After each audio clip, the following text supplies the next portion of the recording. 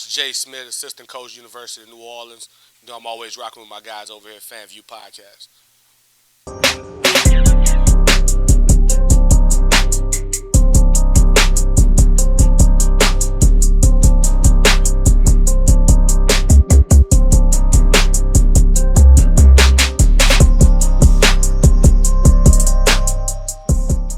Y'all already know what it is, man. Another episode, FanView Podcast. The FanView Podcast. Man. Ooh, come on, man. Come on. the now. Put FanView respect Podcast. on it. The. You know how they say like the Ohio State? But I ain't no Ohio State fan. Just saying. Y'all already know what it is. I'm that boy Fred. G Sports back at it. Coach Hurricane hit. In the building. You got that again and again and again. Again. Put some bass in your voice. Y'all already know what it is, I'm man. trying my falsetto. Y'all already know what it is. Listen, get subscribed, FanView Podcast. Like, share, comment. You know, share a friend with a friend. Y'all already know what it is. It's a FanView Podcast. If you're on YouTube, it's FanView Live. If you're on IG, it's FanView NOLA. If y'all are on Twitter, it's FanView Podcast. If y'all on TikTok, and y'all subscribe to us on each and every podcast platform y'all could think about. But we got a special guest, baby. You know it. Another one. We back at it again. Representing New Orleans Privateers. Assistant basketball coach, Jay Smith. Appreciate y'all for having me today. It's been some time. I don't know if am I a special guest now at this point? He kind of a little better in the game. You family. I just said, I've been here a few times now. Yeah. On the I court. hadn't got to sit on this nice couch or anything yet. Yeah. I've been here You for a second couple cousin times. now. Yeah. Cub Pete. Cub Cut Pete. Pete. Jay's been cutting Pete around it. Y'all already know what it is, man. Listen.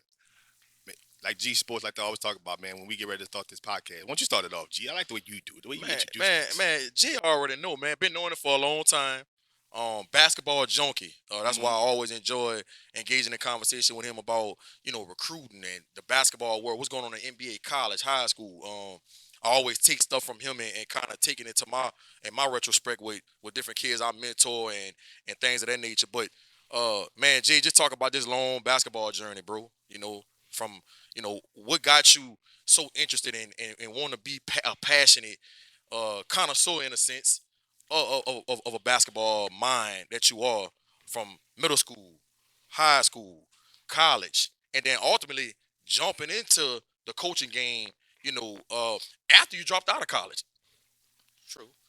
I mean, just being around it.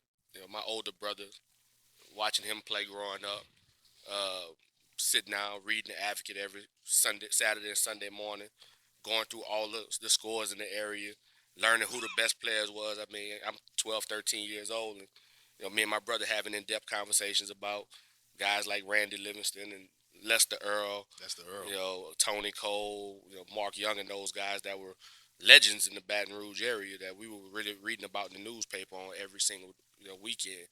Seeing who had the most numbers in the city, Right. Trying to figure out, what guys were the next up and comers and things like that.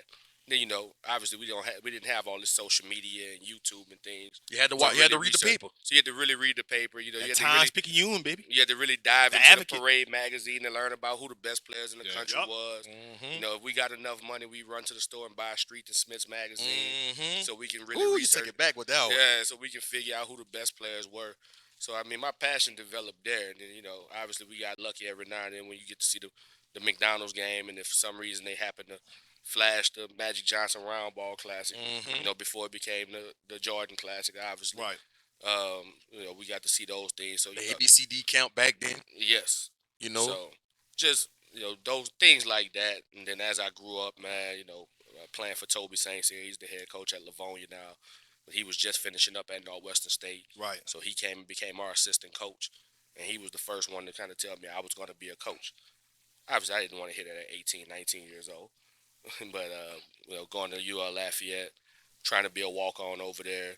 Coach Evans had some studs on those teams over there. I mean, they made, I want to say, 3 NCAA tournaments in a 6-year span. yeah. And then went to the NIT maybe once or twice as well. Mhm. So, I mean, they were loaded with talent. So, obviously my basketball career didn't go as panned out. And obviously we didn't have the information that these kids have now to go to. Did that hurt at the NAIA. time when you realized the basketball career is done? Absolutely. Because in our mind, that's all we thought. We thought we were going to go play Division I college basketball. Right. Right. We didn't have the knowledge that these kids have nowadays to know about the NAIAs, to know about the JUCO world, especially Right. me being from a country town like New Rose. Yeah. Nobody Right. was sending You, us that you information. didn't know about that. And Exactly. to get a coach to come find where your high school is, to want to give you an opportunity to come to that school, like you had to really have someone working to give you to find that opportunity for you. So the program, like things didn't go my way with as far as walking on that Lafayette, but I got to build some great relationships in the basketball world with those guys. Coach Robert Lee was the assistant at the time. He was from New Roads. Right. So I used to get to hang around the office with him and talk to him all the time and learn more ins and outs of the program and how things work. Did you think that helped you, like starting off that young, picking like your coach's minds on like the program and like the other nuances of the basketball, like to get you to the level that you're at right now? Absolutely. Like just being around it and seeing it, and then having friends that were on the team, and just getting to learn about the daily Brad grind. Boy was on that team, right? Brad when he Boy was, was on that team. Yeah. Dwayne Mitchell right here from John F. Kennedy. Yep. Larry Bridges went to Carver. Yep. Antoine Landry played at De La Salle. Twine. Wow. Twine. So That's a name there. Yeah. absolutely. So That's a name Undersized too. undersized. I mean, He he ain't play it. had a heck of a senior year, man. I mean, they made the tournament, and he had some big time performances. Was he there at the same time when Orion Green transferred from Florida? They all played together. Great. Orion Green and those guys all got Yep. eligible that season. Yep. It was Twine's senior year, and he had a heck of a year. I mean, he put up 25 in the tournament at Arizona versus Arizona. I think they were top 5 in the country with Salim Stoudemire, Stoudemire. and those guys. Mm-hmm. They made the NCAA tournament, played NC State with Julius Hodge. Twine had a big game in that game, almost pulled it out. He had a really fun senior year to watch. But just having relationships with all those guys and seeing how they went through things day in and day out, it definitely helped me out. And then, like you say, I know you touched on it a little bit. As my college years went on, I ended up having to drop out because I had a son in 2006. And that was right around the time I was almost finished with school, but I had life hit. Right. So as that was happening, I'm figuring out how to raise a son, work 40 hours, work 40 hours a week at Best Buy, and then I got offered the opportunity to be a volunteer coach at Como High School. So that jump started my coaching career, and I got my first opportunity with Coach Rob Malone. He's at Iowa High now. Mm-hmm. They made the top 28 this year. Mm-hmm.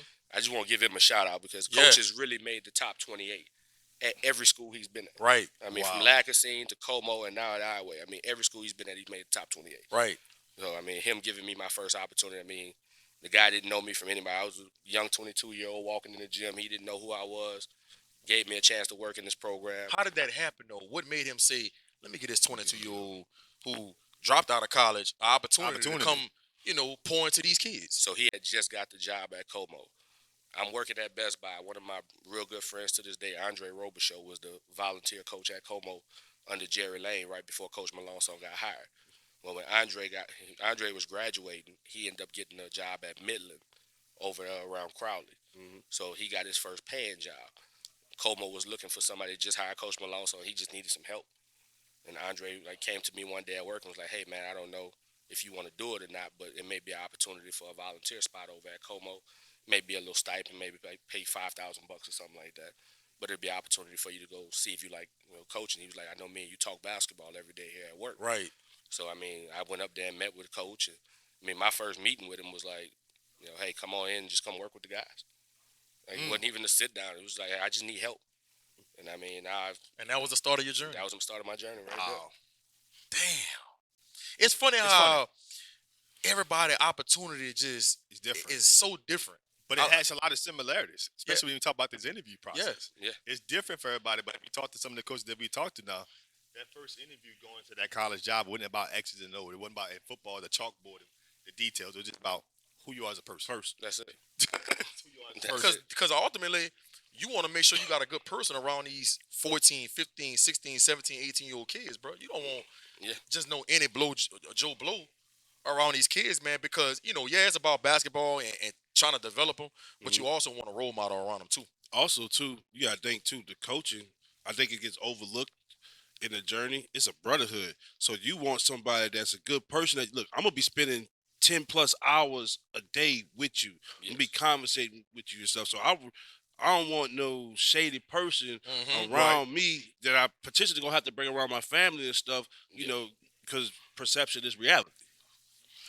So this what I kind of want to get into because I know you was at Como. How many years you was at Como? I did 8 years there. They're 8 years. Woo. Yeah. So, and I know times are way different from as far as the type of kids we're seeing now in this generation from back then, right? Yeah. But what I'm noticing from a lot of kids and parents, and I'm gonna just go ahead and say it and just be transparent, man. I feel like a lot of kids are soft these days. Not all of them, but a lot of them. And I think a big part of it is because, Bounty? huh? Bounty tissue paper? Yeah, yeah, Yeah, Not Yeah. even bounty. They like Yeah. they Walmart dollar brand. they dollar store brand. yeah, Dinosaur brand. yeah. And it's like it's almost to the point where it seems like coaches can't coach kids hard anymore. You gotta kind of tiptoe around what you tell them because the parent might come up there and curse you out and start all kind of controversy with you because of how you're coaching their kid. But at the end of the day, me just being around a lot of different programs, bad programs, good programs, college programs, high school programs, sometimes that is needed. And I think sometimes kids, they listen to how you're saying it, but they're not listening to what you're saying. Or why you saying it? There you go. And how it's going to benefit them, not only in a game of basketball, but in life. Talk about, what's the differences, man, from back then to now, and how do coaches these days navigate through, situations where you got kids that you just can't coach hard like you used to. I mean, one thing I can say, man, is like for me, and I know all of us come from the same, from the same upbringing. So it's like I didn't, I didn't believe I was being coached unless I was being yelled at. That was Right. just the way we came up. But I Same just way. think now, like Agree. I can agree with that. as these kids, are different, and the generation is different because these kids will ask you a question, like why, like they'll if you're yelling at them, they're gonna ask like why. Man, They're Coach not afraid Tripp- to ask why. Like, this Yeah. generation is not afraid to ask why. When we was coming up, we just did whatever We you just told did us whatever to. we was told. They got more liberty today, Yeah. man. Yeah. They got more liberty today. So You're right about title. that. I think like you can still be tough with these kids, but a lot of it is about getting them to trust first. Because Okay. when they trust, you can be a little different with them because they know you have their best interests at hand. But a lot of times it's about can you get them to trust first. Right. And once you get them to trust, You can then push. you know how you can You can how push you can certain get after. You envelopes. can push more buttons on them. And then now certain kids they just can't handle it. So now you still have to figure out how do I get the same message across without having to yell and scream. So it challenges us as coaches to sharpen our skill sets more. Because again, I mean, just in the time, I won't even go as far back as to when I first started coaching at Como. Just from my time being at Wiley to me being at UNO now, like I figured out I have to have different ways and different approaches with each kid Right. because it's just not. I won't call them solve because it's just you just have to find different ways to get them motivated to do the job that you're asking them to do. Now, again, ultimately, my biggest thing is we still have to teach life lessons through the sport that we all are called to, mentor these kids through. So, my life lesson is to get them to understand, like, every day, like, I'm not trying to hurt your feelings when I yell at you because you're going to leave from with me when it's all said and done. And you're going to go out there in life. And at some point in life, you're going to go work a job for somebody. And that boss is not going to tell you how you want it. It's not going to tell you how you want it said to you. They're going to tell you get the job done. Right. And if you don't get the job done, they're going to bring somebody else in. So that's been the new way for us to approach it. Is just we just teach it through life lessons now, as opposed to us just like we said when we were coming up. Someone just yelled at us and said, "Hey, go do that," and we didn't ask any questions. Right, we went just did it. That's it. Yeah. But now we just give more life lessons out of it and teach that way and still get the same message. You gotta reach them before you teach them. That's it. That's what they say. I would just talk, and you just figure the rest of this stuff out. But I want to ask you this question, Jay. I know you're a big fan of basketball, and now you're coaching college basketball.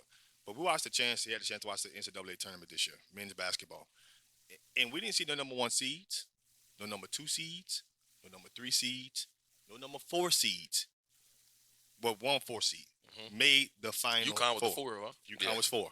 Miami was 5. San Diego State was 5. And I think Florida Atlantic was 9. Was Yeah, nine. it was 9. Yeah. Talk about the shift in college basketball that you're seeing now. A lot of the parity now is not just these Power Five. It's not just the Dukes no more. It's not just Kansas. It's not just Carolina. It's not just Kentucky. Talk about the differences you see in college basketball, and can we expect something in the future with these? Let's say Final Four not looking like the prima donnas. with the Blue Bloods. Yeah. Yeah.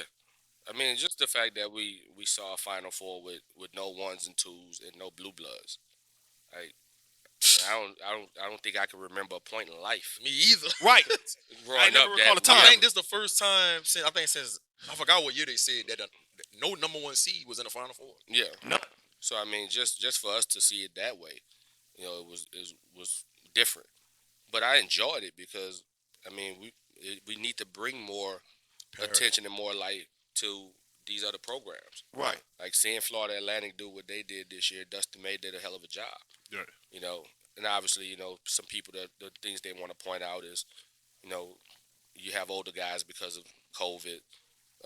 You know, smaller programs retain guys because these bigger schools have guys that are one and dones and pros that leave. Mm-hmm. But I mean, for him to be able to retain the guys that he had in the transfer portal world Yeah. and be able to run through a very tough conference because just the conference that they were in this past year.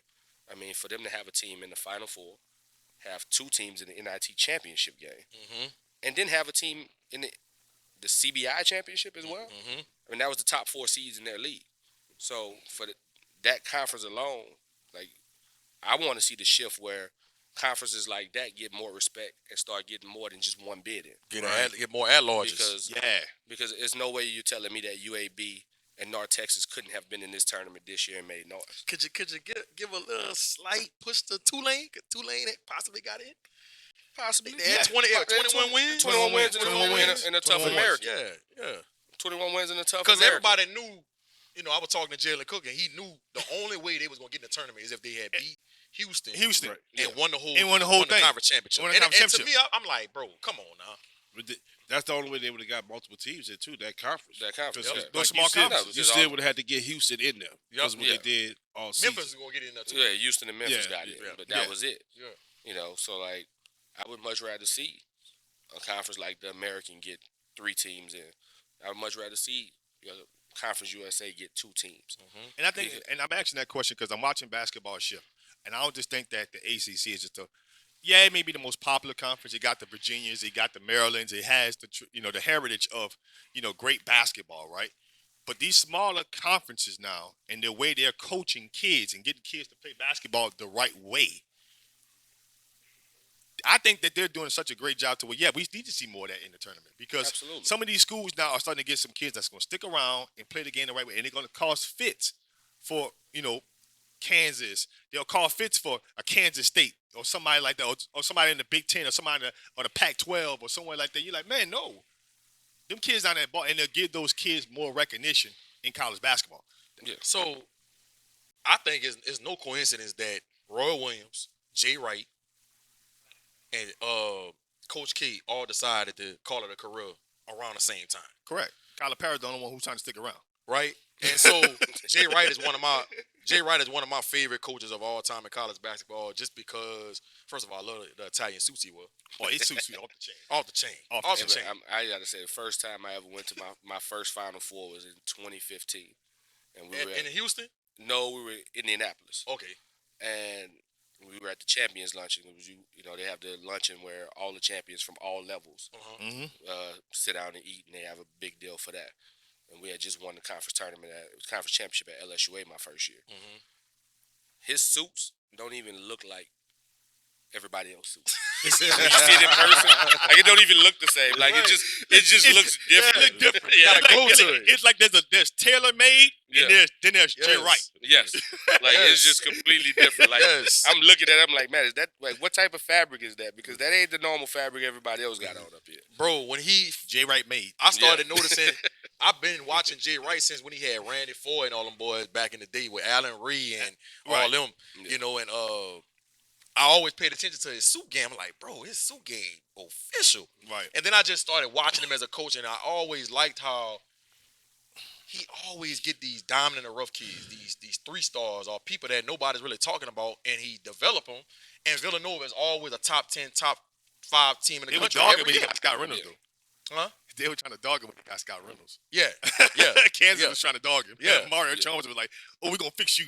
yeah, yeah.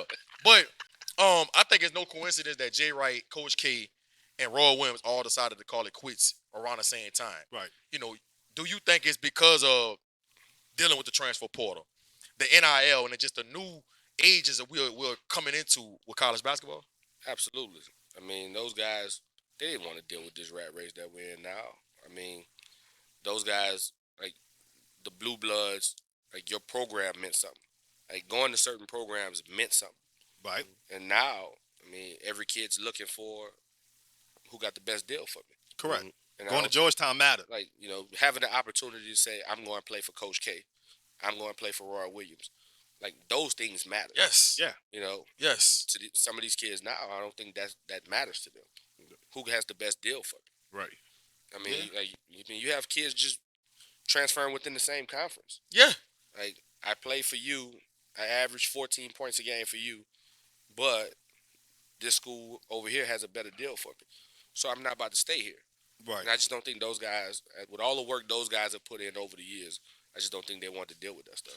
When you see kids that say they're at a UL, lead their team in scoring conference player of the year, and a blue blood comes calling, what's your take on kids leaving a school where they the guy, they the man, and putting them numbers and got a lot of film that could put them in position to even go get a good overseas contract or put themselves in a situation to get drafted, but they decide to leave that situation and go to a blue blood school, and now they just a player that's coming off the bench or they're a role player, So I lived this life right?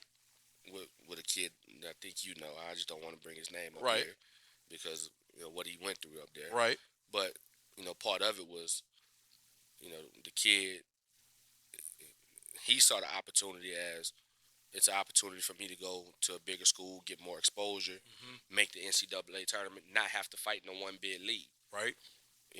So that was the things that he wanted to do. So he was looking at it that way. But like you said, if that doesn't pan out for you, you're starting over from scratch. Right. When you try and go figure out how to go be a pro after that, because all they see is what you did in that last season, as opposed to where if you'd have stayed at that mid major and been first team all conference, or possibly be player of the year, and put up really good numbers, you can walk into a really good professional contract, possibly put yourself into some NBA workouts and things like that. So, I mean, it's a lot. It's a tough deal for these kids because some kids look at it as an opportunity to live their dream because that's the way they look at it. Right. But then they don't tell enough of the story about the kids who make that jump and then things don't go their way. Right. And, Right. And that's not getting told enough with this transfer portal that we're living right now. Right. Right. And then on the flip side of it, you got a kid, I forgot where he was. It was a small school. He transferred to Minnesota from a small school, and he actually was the second leading scorer on Minnesota team. And now he's put himself in position to be a draft pick. Yeah. So it has its pros and its cons. Yeah, It has you know what I'm its pros and saying? its cons. Pros and its But cons. Double-edged sword, pretty much. right, but my thing is, kids need to be guided better, man. Absolutely. Because you got to know what situation you're going into. You can't just look at it and say, "Oh, I'm going to a big Power 5 school. Man, let me go transfer." You got to know that you're going into a situation where you're gonna have the same role Or or resources. similar, Resources. yeah, to what you had at the school you leave. Well, I'm gonna say, make sure you do your research with the coach that you're going to play for, because they're gonna tell you what they need to tell you to get you there. Oh, Right. of course. Right. That's the big part. Sound like me with the women. He really said that. Okay. But We're on FanView But- Podcast, baby. but when you get there, you got to make sure the situation is really set up for you to really go in there and flourish. Right. So I would say a lot of kids, you better really pay attention to. If I know I'm a guy that plays off the bounce and has played a million ball screens for the last 2 to 3 years. Mm-hmm. Well, I'm not going to play for somebody that is going to take the ball out of my hand. And we run in motion the whole game. Exactly. Yeah. Because that doesn't benefit you. Right. You know, at the end of the day, you got to make sure you still put yourself in a scenario where you're playing for someone that's going to allow you to still be the best version of you. Let me ask you this, because in other sports, you keep hearing the system, the system, the system, system, system, and I think one thing that gets covered up, especially like in my sport, is like even when you have a great system, but and the players are not at the caliber that you once had once time, but you have so many numbers that you can kind of hide the fact. Yeah. But then on basketball, you got 5 on the court, so you might be a motion triangle type offense. You know what I'm saying? But you talking about you got a guy like Shaq, you got a guy like AI and stuff like that can get things done for you, but then you replace that with a Stromile Swift, or just like and your system is still good, but the level of the player has came down, and you automatically go from this wizard of a great coach to, man, y'all horrible. Talk about that, especially in the realm of basketball, because it's a skill driven sport, Right. rather than Yeah. you could just I could throw numbers at you in this sport. Well, the first thing they're going to tell you is you better go get some players. I don't care how great of a coach you are. Right. You better have some players that can go get the job done for you. Right. But, the challenge is like you say. I mean, if the talent isn't up to par from what you normally have, then you better be able to tweak some things to make it work for the guys that you do have and still figure out how to be successful. Because at the end of the day, I mean, we're in a success-driven business. So, no matter what, I still have to figure it out with the pieces. Like, nobody's going to say, hey, we're going to turn our head the other way and just say, hey, he just didn't have enough talented guys this year. They're going to say, well, you brought those guys in here, so you better figure it out and still figure out how to win with them. So, I mean, my system may be my system, but I may have to tweak some things to make it work for this particular group. Well, how hard is it to go against your system when you just got I think about a kid that G covered a couple years back, AJ Rainey, he's just an elite scorer. Right. He's an elite scorer. Yeah. But your system is predicated on doing this and that, but your team actually is doing better when the ball is in his hand. Whether it's him getting his own or the attention's on him to where it creates. So how hard is it to go against what you know and with the foundation of the other 11 guys you got on your roster, but this one guy, He make things happen. yeah. He make things happen. You had a kid like that last year. I mean, that's the beauty of having guys like that, though. Like, I mean, we still have to be successful with that guy. And if that guy is the best player, then I still have to find opportunities to where we can still be who our culture is, but I still have to find ways within it to allow him to be who he is. And, him being who he is a lot of nights will help you win a lot of games. So, I mean, it's hard to a degree, but, I mean, as coaches, we have to be open-minded enough to tweak things enough to allow that player to be the best version of themselves. So, I mean, you find some people that are stubborn and stuck in their ways. I mean, it happens. And we all get caught in it sometimes. But, ultimately, again, if it goes back to if I want to be successful and I want to win, then I got to do what's best to put every player in the best possible situation to give us the best chance to win that night. Well said. I like that. And when I've been paying attention to a lot of these potential NBA prospects for this upcoming draft, man, and I think we're in a new age where Want to know my name? no, it ain't that. It ain't that. What I was about to say was, I think we're in a new age where you're not seeing as many college kids being at the top of the draft, right? Yeah. 3 out of the 4 potential top 4 picks in this draft, Victor Wembanyama, Yeah. Scoot Henderson, Brandon Miller, and A-Man Thompson. Amen. I like Scoot Henderson. 3 out of those 4 are not in college right now, Right. right? Brandon Miller's the only one. Is that what we going to?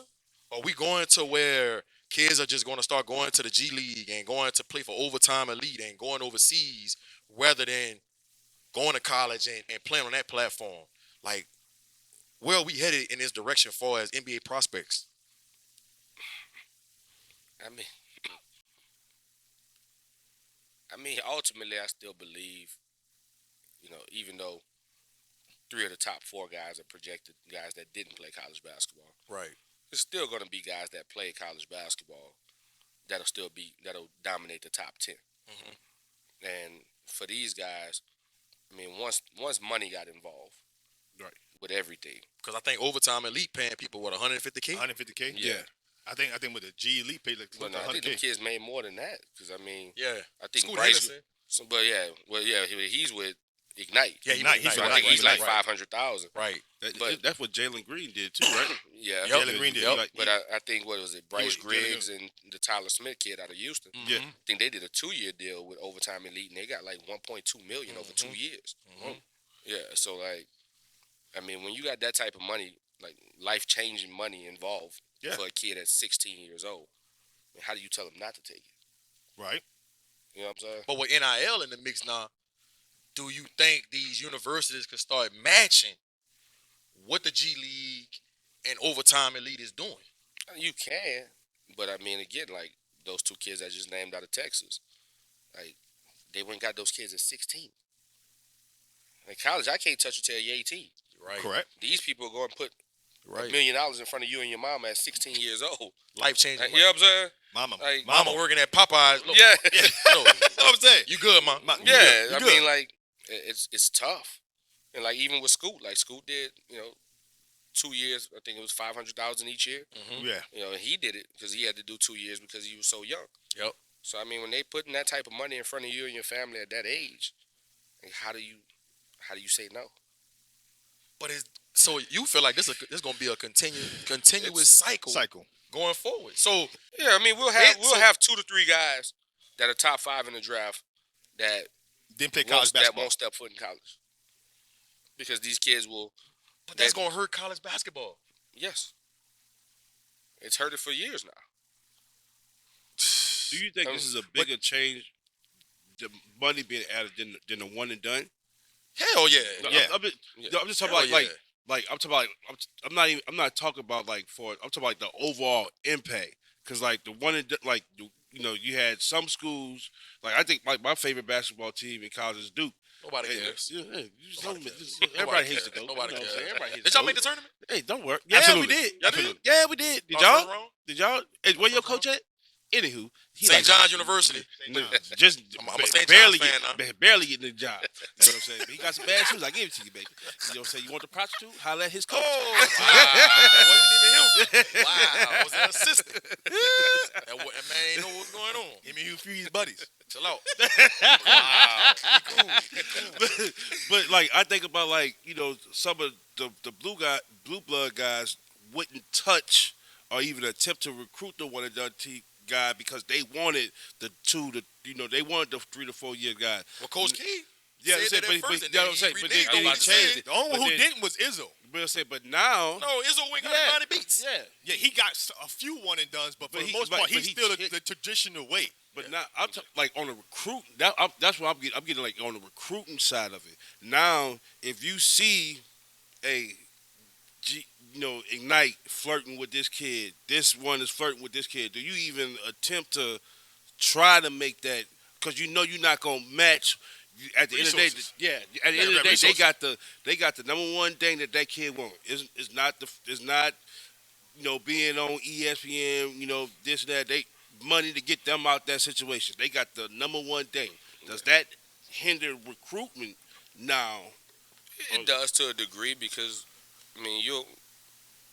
you work on a kid, and that kid decides to go, to G League at night or to Overtime Elite. Well, that's a lot of hours and time that you spent into that kid for him to not even go to college. It's one thing if you lose, but it's part of a recruiting battle. Like, do I not recruit a kid because if Baylor's recruiting him? Do I Right. not recruit a kid because Iowa State's recruiting him? Right. At the end of the day, it's all still a recruiting battle at the end of the day. Mm-hmm. So I And a still have relationship business. to, exactly. So I still have to go after the best players, especially those guys at that level, because at the end of the day, like if I can get him, it's a win for us.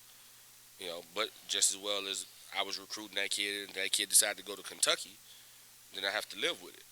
It's the same thing with recruiting against G League and overtime elite, and so I mean, it's still all the overseas people in play.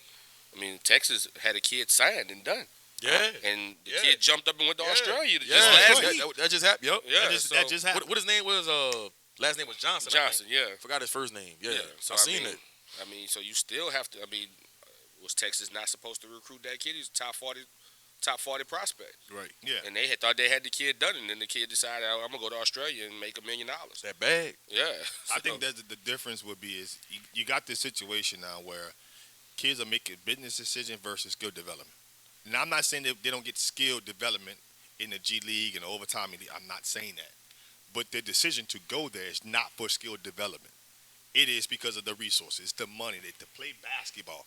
When you go to college basketball, I always thought about you're here to develop your skill Yeah. as a player and potentially get drafted, and you get paid when you become a pro. Yeah. But you spend your college time developing your craft and developing your skill level to eventually become a pro. These kids are not choosing that. They're choosing to make money. Not to say they skill don't get developed. I'm not undermining that. But the reason why a lot of kids, I think, chose college basketball was for skill. That's why you pick, a lot of times, when people went to a school, they picked the coach who was coaching it. Because the coach was going to develop you as a player, your skill set as a player to potentially play at the pro level. They're not picking overtime elite because of the coach that's coaching that.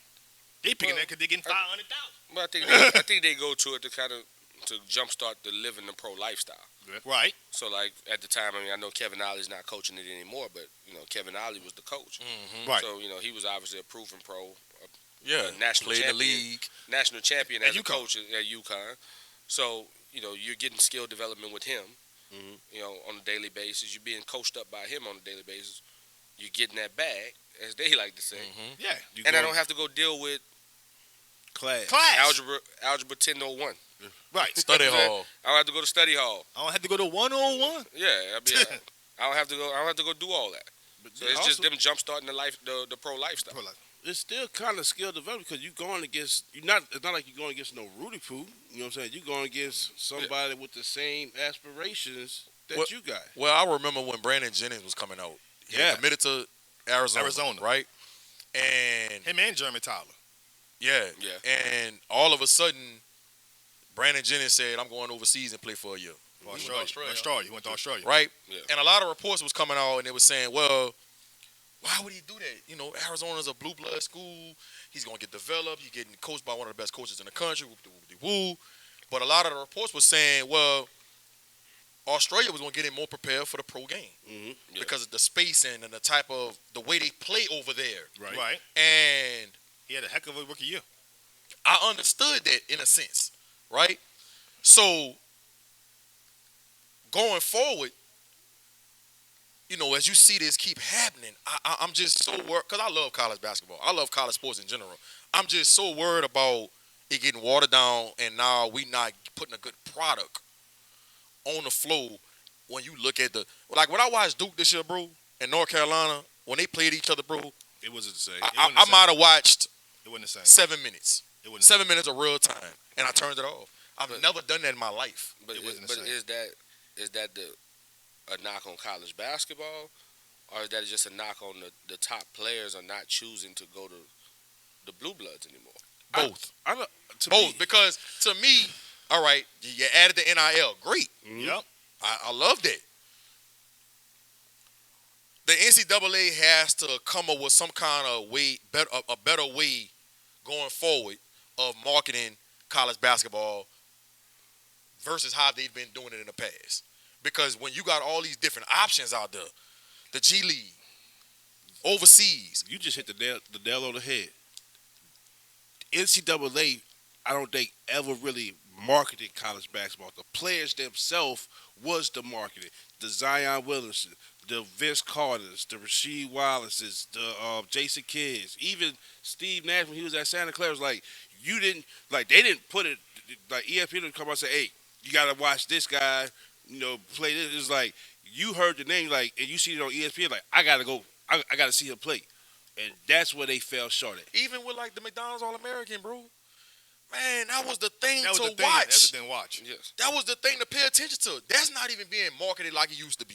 LeBron James' son was in it, and I didn't even know. That's what I'm saying. Like, it's not being. They got to do didn't know the better. other kids. So When I was coming out, I knew all the kids who played them. exactly. So, So my point is, I blame some of the top kids that's choosing to go elsewhere. I don't want to say I don't want to say I blame them because it's hard to tell a kid that come from poverty to pass up $1.2 million. Are you blaming their decision, or I don't even want to say blame.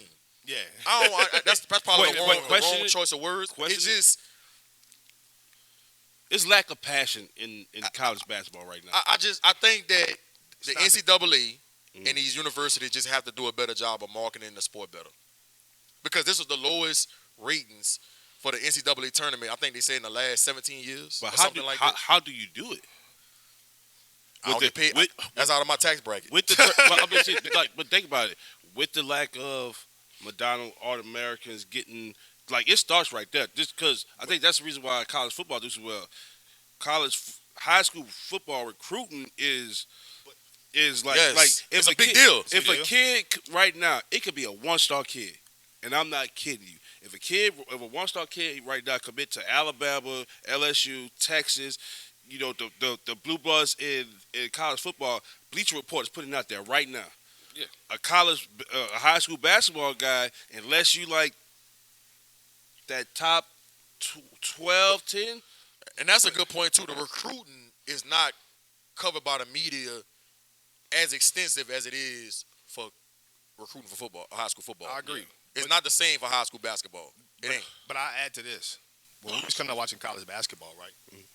We're in the new age like we was talking about. We need, not to say that we don't need, or don't have, but young coaches. When we was coming up, Coach K was, fairly a young coach. Right. Roy Williams was fairly a young coach. Izzo was fairly a young coach.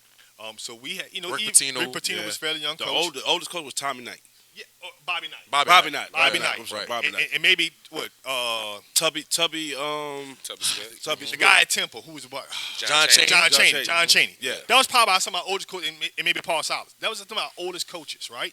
Then you had this younger wave of coaches coming in, and who they marketed. They marketed the player, but they also marketed those coaches. Yeah. Now we're in the place where That's a good now point. we have to market those coaches again.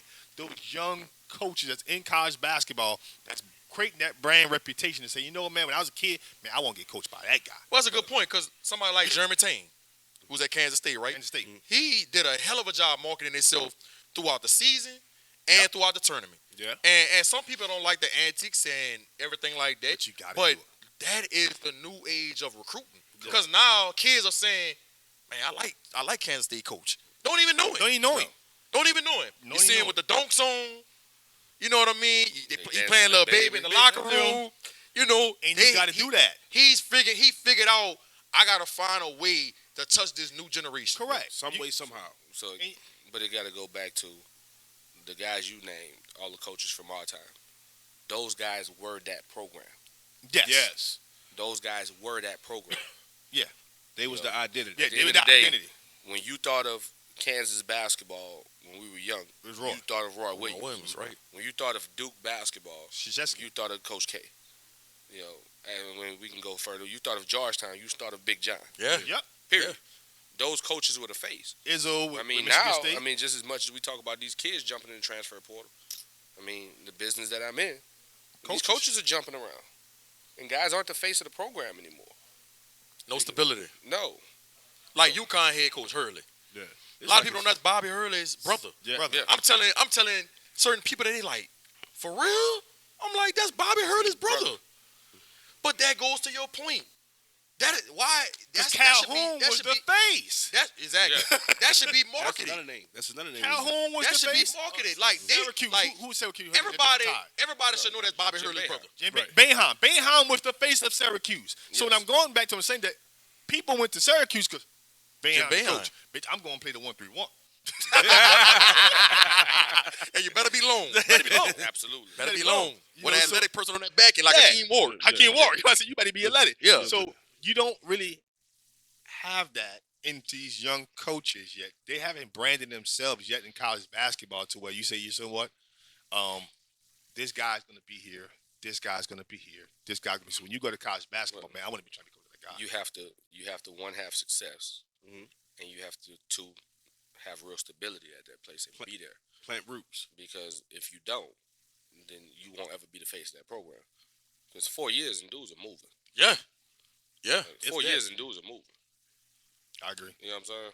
So Let- On for the younger viewers out there, I just want to know for you as a college basketball coach, what is the difference between a high school kid?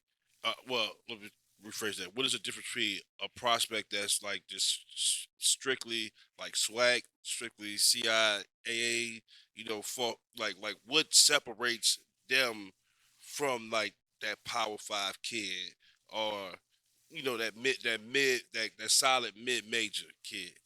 Well, I mean, some of them Power Five kids. I mean, and GC, he's been on the AAU circuit with me. Some of them dudes, when you walk in the gym, you look at him, you like that dude's big time. right. Like I mean, we saw Ant Edwards. Yes. And when the first time I saw that kid, I was like, that kid's a pro. He's Yes. a pro. He's gonna be a long time pro. Yes. You know, Seen him last night. No. Not 41. Yes. you know what I'm saying? Like my first time seeing Jalen Suggs, like when I saw him, I looked at that kid. I was like, that kid's a pro. Chet Holmgren, Mm-hmm. those guys, like you just like they just move different. You big on check homework? I am. I mean, 7 feet tall and move the way that he moves and does the things that he do. Like, that's special. He just so light, man. That's the only thing. That's he the only just concern way- I ever He's had still about him. He's still a puppy, though. I He's know, still but a puppy. I just feel Yeah. like I see- if you he resembles Dirk to me. I think he can have a Dirk Nowitzki level you career. get him in the post, and I feel like one shoulder to him. Well, he's just gonna use his length. He got a use his cracked length to shoot sternum, over the though. top of you. Yeah. Or if you try to overpower him, he's just gonna still use his length when you try to put a shot up and use his length to alter the shot or Yeah. get a deflection or It's whatever just case may his be. body. That would worry. That me. was It's my like only concern he's- about he's Chick. so he's That's my only like concern. it was It'll be different if he was like if he had some type. He's just so wiry, Yeah. and I just feel like, especially being a big, Yeah. Nah, I mean, we had kids that went on to play at Power Fives and were really good, but certain kids just look different. Like we beat a lot of pros during our time. Mm-hmm. And we had kids that went to St. John, that went to Western Kentucky, that went to LSU, that went to Texas A&M. And we had all those kids. Right. But when you walk in the gym and you see Nas Reed, you look at that kid, you're like, man, that kid there is a pro. Yeah. Pro. Yeah. He's a pro. Yeah. So I mean, it's just the size of them a lot of times speaks for itself, and then the ability will just jump out to you. so You it's walk not in- so much the numbers. No. Nah. It's the the ability. measurables. No, I The measurables. because The some Because there'll be a kid, again, there's a kid in some small country town somewhere averaging 40. yeah. I mean, that's in every state. Some kid that none of us know about Mhm. that's in a back gym somewhere that can get to it. And it's a Power 5 kid that averaged 18 because he played on a team full of other really good players. And you're going to see the difference between that guy and the kid that averaged 40 by far. Yeah. And sometimes it's about what is that kid being asked to do on that particular team. That too. And sometimes you in certain systems where it might not cater to your skill set. But a college coach can watch you play and look at certain traits and say, okay, he would be perfect with my system. Right. Yes. And then you get him in your system and they flourish and people like, man, who this kid was? I don't remember him doing this in high school. He wasn't that good in high school. No, it wasn't that he wasn't that good. He It's just wasn't that he was asked to do certain Certain things things. for that particular team in high school. Yeah. Now he's in college in a program where weightlifting and it's around the clock basketball.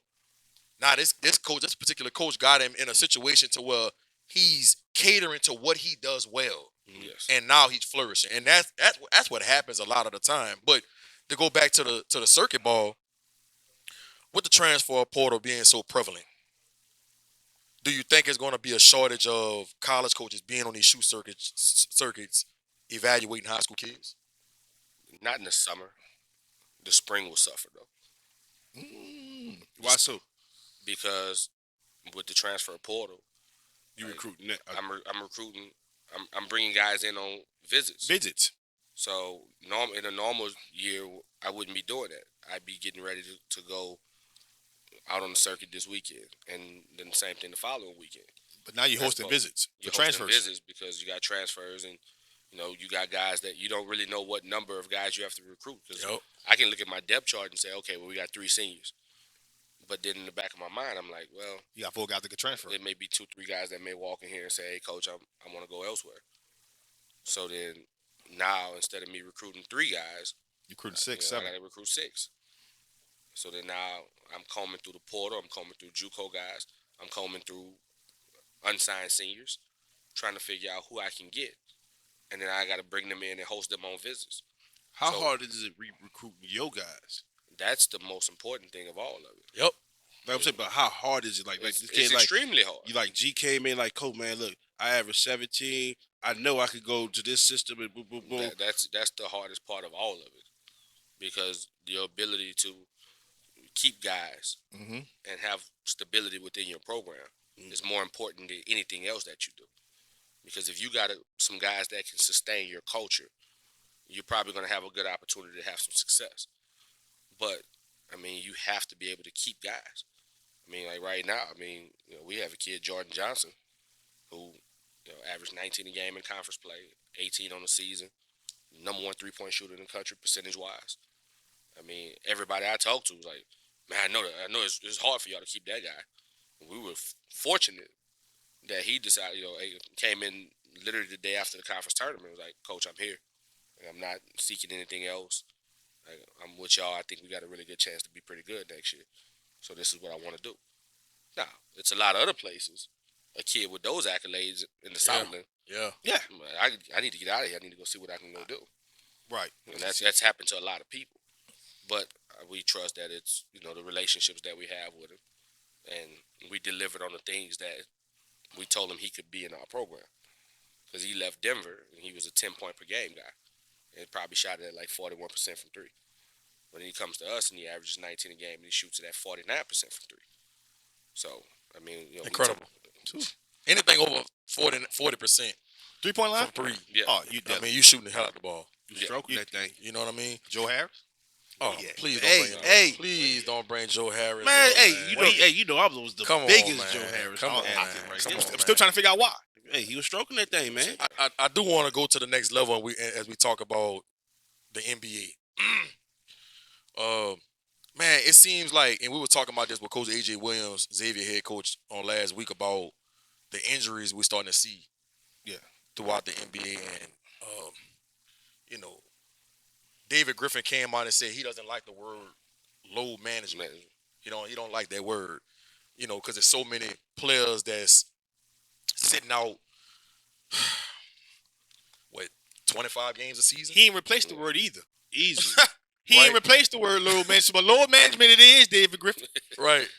Give me a new word. Why do you think it's so many NBA players breaking down throughout the course of a season with injuries? When you talk about people like Zion, right here in our hometown, man. Yeah. Zion has played 50 games in the last 2 seasons. Brandon Ingram had a number of injuries This season. this season where he set out like 40-plus games, Yeah. right? You talk about somebody like Ben Simmons. I know he got a lot of stuff going on mentally, but he's battled a lot of injuries. Anthony Davis. The list goes on and on. I have a lot going on mentally too if I lost $19 million. Right. Right. Facts. Right. But why do you think in today's game it's just so many injuries going on more than ever before in the NBA? Well, first I want to say I know y'all had AJ on last week. I want to just shout my brother out, man. Yeah. AJ, Yeah. AJ is doing a hell of a job. Hell of a at job. Xavier, man. Yes. Hell of a job. Me and AJ go way back to working camps Yep. in 2010, 2011 together. He's doing a hell of a job at Yes. Xavier. I mean, we talk all the time, and I just wanted to shout him out again. No 'Cause he's doubt. doing a hell of a job. No doubt. But I mean, I always go back to before they even get to the NBA when it comes to these injuries. These kids playing too much basketball. Same thing Coach AJ was saying. He's definitely saying too much ball. Playing too much basketball. You're never giving your body any time to rest. I mean, in high school, just think about when we were coming up. And you played basketball in basketball season, and if you were good enough to be on the AAU team, if you were good enough, you played AAU, and that was you went to real tournaments, Right. and that was it. These kids now, I mean, soon as the horn goes off at the top 28, the next day, they're in AAU practice. Yep. And then, I know our state's a little different just because it's so spread out. Most coaches can't get all the kids in the gym all the time. But in other states, their teams are built off of kids in their city. So these guys got full blown workouts with these kids, 4 or 5 days a week and practices. Then they go play, you know, 30, 40, 50, 60 plus games. Too much basketball. It's too much basketball. And then now, for guys in our state, I mean, you got kids, as soon as the season ends, they're playing AAU from the end of March until the start of June. Then when June starts, Summer league. they're playing summer league and they're playing, you know, I mean, now guys got 30, 40 games scheduled in a month. It's a lot. Then you back in AAU in July. And then now the coaches have freedom to get in the gym with you all the time in high school. When do you ever slow down and take care of your body? And then you probably, some of them going right into football. That too. So, I mean, They ain't got no time for and in the other states, they got, fall ball leagues and things like that for these kids. So when do you ever recover your body? When do you ever take time off? But my pushback to that Bug, I know a lot of y'all probably don't know that's his nickname, but we call him Bug. But my pushback to that is we're always preaching to them, you got to stay in the gym. You got to develop. You got to work on this. You got to work on that. So where is the balance? Where do you find a balance for your kid where you say you got to put the work in, but got to make sure you rest your body too? I mean, that's the part that the parents and the coaches have to come to some type of balance with that kid. Because if not, I mean, yeah, you want them in the gym. You want them, and I have no problem with you, just getting the gym. But some of these tournaments these kids playing in right now, for what? Right.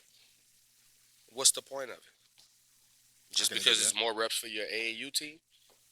I mean, we would take our kids, and you see it, when we get these guys with Louisiana Elite. I mean, our first tournament might not be until live period. Right. We get in the gym on one weekend and have 2 days of practice, but that was it. Right. And I mean, like, guys want to, I mean, these guys are all in on, they got full blown systems with their AAU teams and all that. I mean, we were out there drawing plays up in the mud, like you say growing up. Right. But I mean, we just taught our kids how to play hard and how to play the right way. Mm-hmm. But I mean, these guys are, it's nonstop. And these kids are never getting opportunities to recover their bodies. Then when you get in college, it's literally nonstop. So by the time they get to the league, they're broken up. Your body's broken up. So if you had a parent that has a kid that's 12 years old right now, and he's 6'4" and he has a chance, and his mom says, Coach G, I just don't know what to do. I have some people saying I need to rest his body. I got some people telling me he need to be in the gym a lot so he can keep getting better and develop so he can be ready by the time he's a senior in high school. What advice are you giving to her? What kind of schedule should she set up for her son? I mean, you got to know when to say he needs to be a basketball player. And some days you got to stop and just say, no, he just needs to be a 12-year-old kid. Yeah, he needs you got to have a balance on him.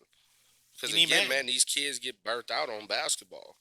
And we see it all the time. They fall out of love. They fall out of love with it. You got guys, all of a sudden, them guys get to the NBA. Guys want to become rappers. Guys working on their mixtapes. These kids, they've had so much stuff given to them growing up. Right. And then you get, situations where, we got the Mikey Williams and the Brandon Miller situation, where these kids are, I got all this money, so instead of focusing on things that have been beneficial to me, these kids want to go buy guns and do all kinds of stuff. Because they just bored with basketball because you got them in the gym so much. Right. So then now they want to explore other things, and other things look cool to them. Yeah. You know what I'm saying? It's shiny, it looks entertaining. Exactly. So you got to have just a an fine escape balance from basketball. That's it. So you have to give them that balance, and you have to say, all right, we've had enough. You need to shut down for a little while and take care of your body. You need to, and I'm not saying, step away from it completely. Right. Get in the gym, have you one solid skill workout a day. Work on cardio. That's it. But let's get away from, go and play, random AAU tournament on March 14th. Because what are you really getting out of it? Right. I get. You know what I'm saying? Coach AJ said he wouldn't want his son playing AAU until he's like 10th grade. 10th grade. Yeah. He's strictly like skill He development. says strictly skill development. Fall off the scene. Don't go play no AAU tournaments with nobody. And then 10th grade, boom. I got one of my best friends. His son he's from New Orleans. They live in Dallas, and that was the approach he's had with his son. And I mean, his son's really good, but I mean, he just was not about to get. He was like, I'm not letting him get caught up into all the political side of AAU, and we're not just about to be playing in a bunch of tournaments just to play in it. Like, let's get in the gym. Let's really work out. Let's focus on you as a player. And then, like, when he started, they played AAU when they were young, but they always played up. They never played against their age. Mm-hmm. Right. Didn't care about, well, we're at this tournament and, we're getting whatever ranking. Like, what are we caring about rankings for at 12 years old, 13 years old? Right. Yeah, he may have Let's just a go whole figure out how can we go get better as basketball players. I know we got to get ready. We're trying to wrap up. Okay. But, gee, we know we have to do this when we wrap up the show. We got to get into Jay's faves. Jay's favorites, man. Jay's favorites. Here we go. Favorite NBA player of all time. Oh, easy, Kobe. Why Mamba you couldn't think mentality. about it? No, Mamba. there's nothing to talk about. Mamba mentality. That's it. Mamba. What? Speed.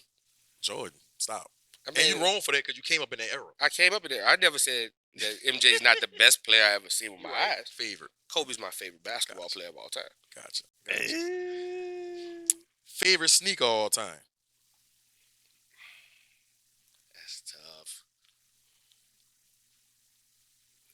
The original phone posit. Oh. I've been trying to get them phones forever. Good luck. They about to come back out. I need them. They about to come back out. I need them, bro. I've been lurking on this one. They Bro, about to come out this year. you talking about the first original, the blue? The black with the blue. Yeah. Like the blue. They coming Yes. out this year. Good luck. I need that. Yeah. I need that. You're I've been not wanting them phones forever. Yeah. Okay, I like that one. I'm gonna give you a quick story before I know we gotta wrap up. Oh, so obviously that was the first $200 tennis shoe. Right. Yeah. So I used to always just tell my mom, "Hey, mom, I need these shoes. They're coming out of the mall today. Can you pick them up on the way home from work?" My mama goes in the mall. She comes home like, "What the kick said? Them shoes $200. I'm not buying that." You ain't worn them? Huh? You ain't worn them? No. Why would I want? I knew what the answer was gonna be. I You knew just if hope it- I just once knew you if I get got them- it in there, Yeah. then she might just go ahead. All right. She might just Yeah. pull the trigger. So then my mama came home and was like, "Boy, I'm not spending $200 on shoes." Right. Oh, Lord. Right. So then I had to go call my dad and take some money from my dad and then go And combine it? And then I Combine with your mama? I just got the money straight from him, Okay. and he bought them for me. Yeah. And I came in the house and she saw me with them on one day going to school. She was like, "Where you get them from?" Like, my daddy bought them. She's like, "You went and spent $200 on shoes?" Was heated at me. Right. Right. Hey, they was worth it. Oh yeah, They was worth it. Favorite rapper all time. easy, Jigga man. Hey, come on, man. Come on, Easy. man. Come Easy. on, man. Coach Come on, man. Coach Chin like, Why? Don't play out here, man. I don't know Don't why. Don't play. I don't know Don't why play. we keep You need to doing come on, you this need to to come on ourselves. board. Come on, I don't man. know why. Come on board. I don't know why we keep doing it to Come on ourselves, aboard. man. Most consistent flow of all hope.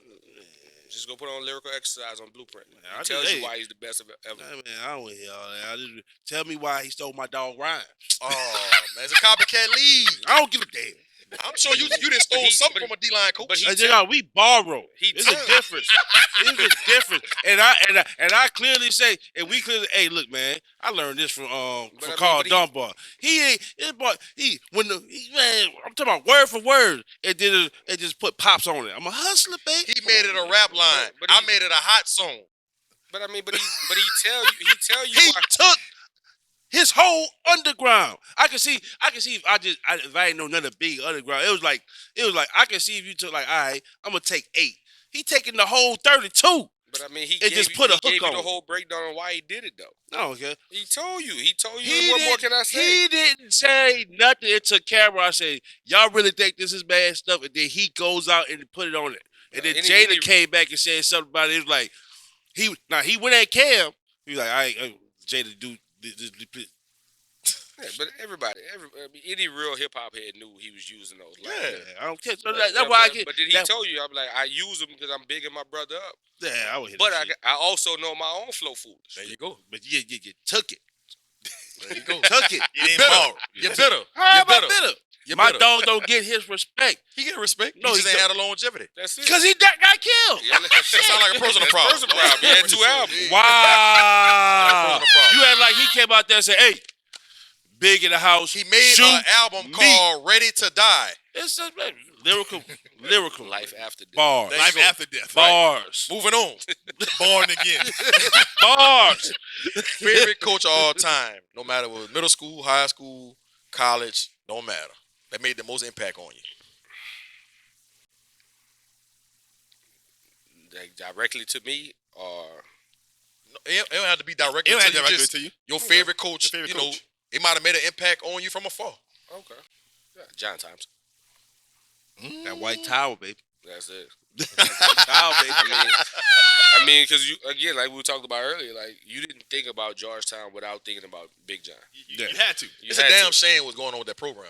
Yeah, hopefully, Coach Cooley can turn it Yeah, around hopefully. because Hopefully. it's definitely needed. Yes, yes. Because I mean, nothing was like watching Big Monday yeah. and Georgetown's out Yeah, there versus Syracuse In the Big East. Yeah. in the Big East. Yes. Yes. Yes. Big East isn't longer. Right. Favorite movie of all time? That's kind of hard. It 'Cause there's so many, It is. but I mean, like Lion King. Somebody else said Lion King. Was it Lion- Tajay Spears? Somebody said Lion King. It was Tajay or Rory, one of the two. 'Cause they were Somebody said Lion back King. to back. Lion King's all time classic. I gotta ask this question because we had such a heated debate on the last show about it. Favorite comedian of all time. I saw y'all talking about that. I think I hit y'all up about this. Yeah, but you don't understand my reason. Can I explain my reason? No. Sure, be my guest. Okay. It's just like Bo Jackson, right? I'm going to relate it to sports terms. Mhm. Bo Jackson played in the league, what, 4 years? 5 years? Had a hell of a 5 years, Mhm. right? Had he kept playing, don't you think he probably would have been arguably a top 5 running back ever to play this game? The world may never know. I'm just saying, from his skill set, from what you saw. Yeah. No doubt. So when you talk about somebody like Chris Tucker only did 2 stand-ups, Yeah, and then he became Muslim. But then that goes back to what you was just saying to him about. Oh, hypocrite! No, Hypocrite! No, Oh, I didn't say he was the best comedian. I said he's my favorite comedian. Hit it, Jay. And I feel like if Chris Tucker never becomes a Muslim, he would be probably arguably the best comedian of all He's time. not better than Bernie. Bernie Mac got way more criteria. He got way more, Material. that he's done. Yeah. Chris Tucker only did Def Jam, and he did, I forgot the other one he did. He only did 2, and he became a Muslim. He stopped cursing. Just saying. If he had not, be real, if he hadn't done that, the path that he was on. He was not. He still wouldn't have beat Bernie. All right, for sure. See. He still wouldn't have beat Bernie. His run with Friday and the 3 rush hours.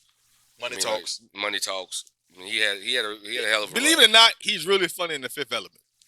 Yeah. I don't think. Yeah. Yeah. He was, If you watch The Fifth Element, movie with him Element, and he's Bruce pretty- Willis. And, Yeah. I did see Yeah. that. Nah. I'm just saying, like, his career kind of got cut short because of him becoming a Muslim. Hey, we all make choices. That's why he wasn't in Friday After Next. That's why they put Mike Epps. Mike Epps in it.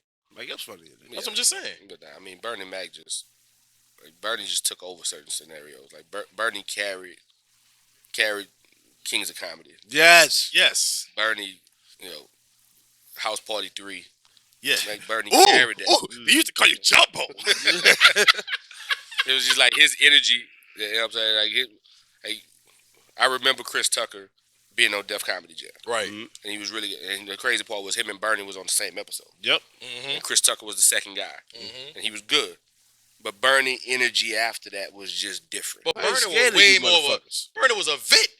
I ain't He scared. was. Chris He Tucker had was just kind was of a puppy, bursting yeah. onto the scene. You know what I mean? Kick ass. You know what I'm saying? But it just You don't understand. you know what I'm saying? Bernie just is like, to me, is like the best comedian, like all around comedian there is. He got the punchlines. He got the storytelling. He got the facial expressions, like the just boom boom. Like it's it's never been a time I hadn't seen Bernie Mac where I just didn't bust out laughing. Yeah. You Now, know I'm what gonna I'm saying? tell y'all a name y'all didn't throw out there the other day when y'all were talking about this. Dave Chappelle. Dave Chappelle. Yeah. Dave Chappelle. Dave out there. Dave Yeah. Chappelle, funny as hell, boy. Yeah. Yes. But, yes. but like when he said Chris Tucker, I just felt like we was talking about favorites. yeah, I know. Favorites. Favorites. But I was just thinking this yeah, but this he said Eddie Murphy, and I Eddie, yeah, you know what I'm saying? Eddie's special too, bro. Eddie ain't funny than Richard Pryor. Yeah, Eddie's special. He's not dog. funny than Richard Pryor, but Eddie is the pioneer for every comedian you see today. What? no, Eddie Murphy. is the- Pioneer? no. If I no, take stop, Eddie Murphy stop, out of Tom comedy, Statement. stop. a lot of He the won. I ain't gonna lie. comics, He's an not- icon. I'm not gonna take that Yeah, from him. yeah. you don't get these guys like that. He is what this Eddie is what this is what is their godfather. no, because See, you gotta you stop. went You gotta fuck- stop you go that too because far. Nah, Richard Pryor's the Pryor Yeah, man, is the you one right, that the made guy. Eddie. But- It did, But what- Eddie's what the Eddie, Yeah, Eddie But the the real younger Eddie comedians don't did look up was- to Richard Pryor because what- that's not their generation. because they don't know him. That's Of the only course, difference. they know Eddie Murphy. But the thing is, Eddie This Murphy generation? was made. Yes, This generation don't know Eddie Murphy This- like that. this- They don't Eddie know Eddie Murphy Murphy. was made by Richard Pryor. But what Eddie Murphy gets the biggest respect to me is when he made it. He brought everybody that made him along with him. He brought back the Richard Pryor into our generation. He brought the Red Fox into our generation. He brought the Robin Harris into our generation. Right. Like it's kind of like what Adam Sandler is doing on his side of the fence. It's like, hey, he made it and he brought his group of guys. Like keep coming. Like I'm not gonna let you not come with me. That's what Eddie. That's what Eddie Eddie did. did with Saturday Night Live and what Eddie started doing with his movies in terms of pioneering, like not just comedy but movies as a comedian. Yeah. Eddie Murphy is the pioneer of that. Yeah. Then you start seeing the comics that come behind it, like today, you're Kevin Hart's and like even back then you're Chris Rock's and the people who Kevin Hart got a whole different style than Eddie. they're not. I'm not talking about that. I'm not talking about the style. I'm talking about like in terms of who they looked up to. Right. Yeah, They looked up to Eddie Murphy. Yeah. Absolutely. Yeah. Man, it's always good getting my boy G on the podcast, man. I know this is the first time you came on the set. We usually be doing it Zoom, man, but man, keep elevating in your profession, bro. I know big things coming your way, especially with how passionate you are about the game of basketball, man. I look forward to seeing what you guys gonna do over there on the lakefront this upcoming season. Hopefully the transfer portal and these recruits coming in are good to y'all. And y'all put yourself in position, man, to get in the Southland Conference Championship. And you got to fight Will Wade off now. Yeah. But, hopefully y'all can make it happen, man, and get into that NCAA tournament, man, and get the Privateers back on the scene, bro. Yeah, man. Definitely appreciate y'all having me on today. Absolutely. And like I said, man, y'all gotta come. Y'all gotta make sure y'all come stop by. There's about to be some big things on the lakefront this season. Definitely, bro. I'm calling it right now. Always a good time with Cousin Pete, baby. Definitely. I do got to ask you one question before we run out here. Who makes the finals? Ooh. Who makes the finals? Before I got to go, I got to know. Who makes the I finals? wish we had the Law and Order theme music. Doom doom. I'm going with the Bucks, and I'm biased. I'm still rolling with my Warriors. I got the Celtics and the Warriors. Still rolling with my That's my Warriors. finals prediction. Celtics and Warriors. As long as you got somebody for Duke in there, I don't care. Oh, Lord. Listen, I do think the Celtics make it, but I'm a big history junkie, and the last time a 6 seed made the finals was your Rockets, 95. There hasn't been a 6 seed that made the finals since then, so I can't take them. I'm going to take Denver. Denver? In the show. Yeah. In the show. Make sure y'all subscribe to the FanView Live page. Make sure y'all Denver like, Nuggets. share to a friend. Make sure you subscribe to the G Sports page. Yes. Like, share to another friend, another friend. We're going to keep this content coming, man. Appreciate y'all, bro. There it is. Y'all already know the FanView podcast, man. Listen, like, subscribe, share, comment, share, friend with a friend. Y'all already know what it is. You did.